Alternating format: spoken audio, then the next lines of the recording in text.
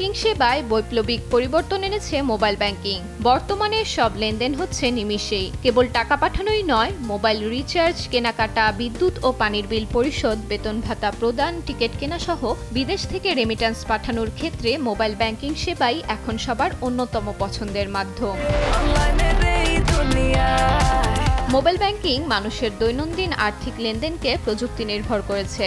মানুষ এখন নগদের চেয়ে ক্যাশলেস লেনদেনে বেশি নিরাপদ ও স্বাচ্ছন্দ্য বোধ করছে। সময়ের সঙ্গে পাল্লা দিয়ে মোবাইল ব্যাংকিং এর ওপর মানুষের নির্ভরতাও বেড়েছে। তাৎক্ষণিকভাবে টাকা পাঠানোর সুবিধার পাশাপাশি নতুন নতুন সেবা যুক্ত করে দেশের সব মানুষের কাছে জনপ্রিয় হয়ে উঠছে এই আর্থিক সেবা। তাই তো গ্রাহকের সঙ্গে বাড়ছে লেনদেনের পরিমাণও। পরিসংখ্যান থেকে জানা যায়, বিকাশ, রকেট, নগদের মতো মোবাইল ব্যাংকিং সেবায় চলতি বছরের ফেব্রুয়ারিতে 1,30,140 কোটি টাকা লেনদেন হয়েছে। এই অঙ্ক এ যাবৎকালের দ্বিতীয় সর্বোচ্চ রেকর্ড লেনদেন।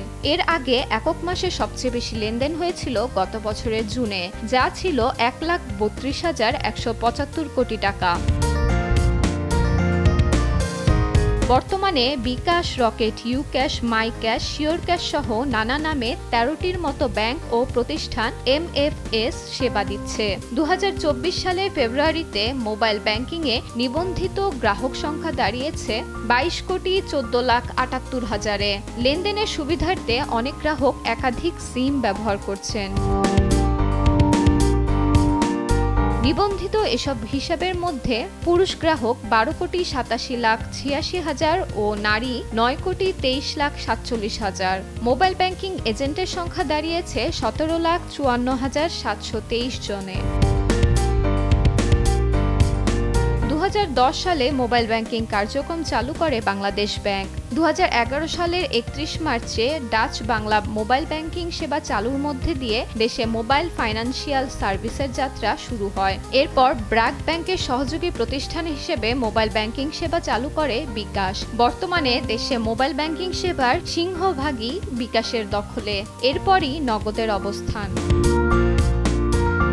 বিকাশ, রকেট, নগদ ও উপায়ের মতো মোবাইল আর্থিক সেবা বাংলাদেশের সাধারণ মানুষকে আর্থিক স্বাধীনতা ও স্বাচ্ছন্দ্য এনে দিয়েছে।